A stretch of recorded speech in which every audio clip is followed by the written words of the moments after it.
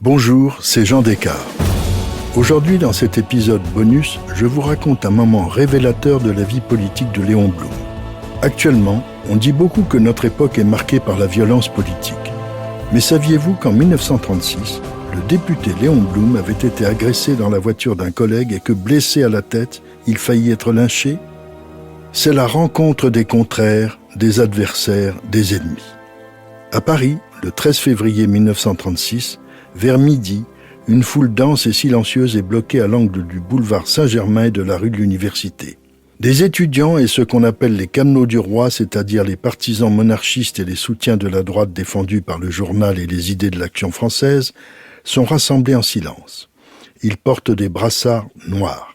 Ils attendent le cortège funèbre de l'historien et académicien français Jacques Bainville, idéologue emblématique de l'Action française, décédé à son domicile voisin, rue de Bellechasse. Soudain, une voiture tente d'avancer. Elle oblige les manifestants à se ranger. Ils protestent, furieux de cette incongruité. On doit respecter l'émotion d'un deuil. La voiture attendra. Mais le cortège remarque que sur le pare-brise de cette voiture, il y a une cocarde tricolore. Un député! À l'intérieur, on reconnaît le visage et l'épaisse moustache de Léon Blum. Le dirigeant socialiste, un peu dandy, brillant intellectuel, est alors député socialiste de Narbonne.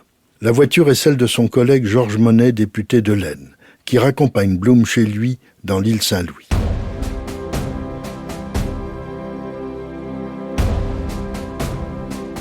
La vitre arrière de la Citroën est brisée. Des coups de canne frappent la carrosserie. Les assaillants tentent d'extraire Léon Blum. Il est blessé à la tête et au cou. Un inspecteur de police, chargé de la surveillance de l'ambassade d'Allemagne qui est toute proche, dira qu'il y avait des cris « Au poteau, Blum, au poteau !» Des ouvriers, travaillant sur un chantier voisin, mettent le parlementaire blessé à l'abri dans une cour d'immeuble. Sans eux, diront les partis de gauche, il aurait été probablement lynché. Transporté à l'Hôtel-Dieu, les médecins constatent une rupture de la veine temporale. Pourtant, Léon Blum refuse de porter plainte. Les socialistes dénoncent la violence de l'agression. On retrouvera le célèbre et large chapeau de Léon Blum dans les locaux du journal L'Action française, ce qui semble désigner les agresseurs. Le soir même, le Conseil des ministres décide la dissolution des mouvements d'extrême droite et le décret est signé du président de la République, Albert Lebrun. 3 mois plus tard, les socialistes remportent les élections. Léon Blum devient chef du gouvernement du Front populaire. Si cet épisode vous a plu, allez écouter le récit de Au cœur de l'histoire dédié à la vie de Léon Blum. Il vous plaira, j'en suis certain. Et surtout, n'hésitez pas à en parler autour de vous et à me laisser vos commentaires sur le groupe Facebook de l'émission. Je vous dis à bientôt pour un nouvel épisode de Au cœur de l'histoire.